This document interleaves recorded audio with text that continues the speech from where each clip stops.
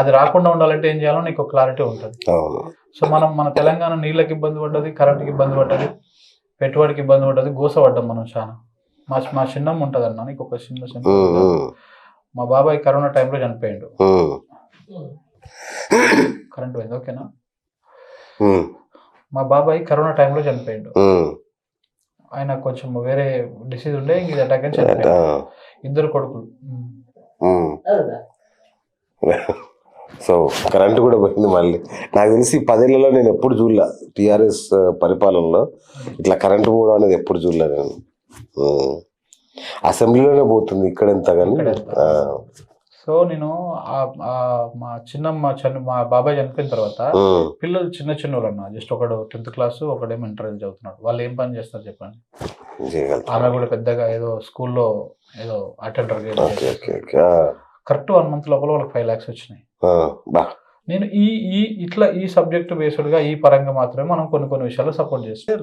పేద కుటుంబం అనేది ఒక ఇంటి పెద్ద మనిషి లేకపోయినా కానీ, ఒక ఏమన్నా ప్రమాదవశాత్తు జరిగినా కానీ ఎంతో కొంత ఆర్థికంగా నిలదొక్కగలుగుతారు. ఆమెకు 5 లక్షలు వస్తే పిల్లల చదువులకు వాడుకుంటుంది, ఏదో రకంగా ఆమెకు అది అవుతుంది. వడ్డీకి ఇచ్చుకున్న కుటుంబం జీవితాంతం ఇట్లా ఉంటుంది. సో ఇట్లా మనం కొన్ని సబ్జెక్ట్ బేస్డ్ గా మాత్రమే మాట్లాడినాం, అంతేగాని ఎక్కడ నేను తప్పులను కూడా ఎత్తి చూపిన.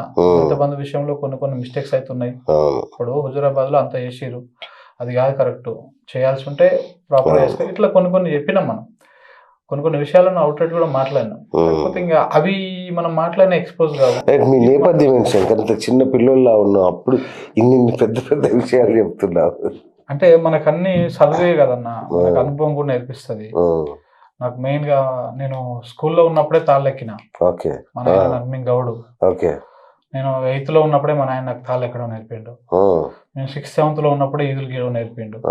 అంటే కరగట్టు దున్నడం నేర్పిండు, వ్యవసాయం చేయడం నేర్పిండు, అన్ని నేర్పిండు మాకు వ్యవసాయం. మా నాయన 2014లో చనిపోయిండు.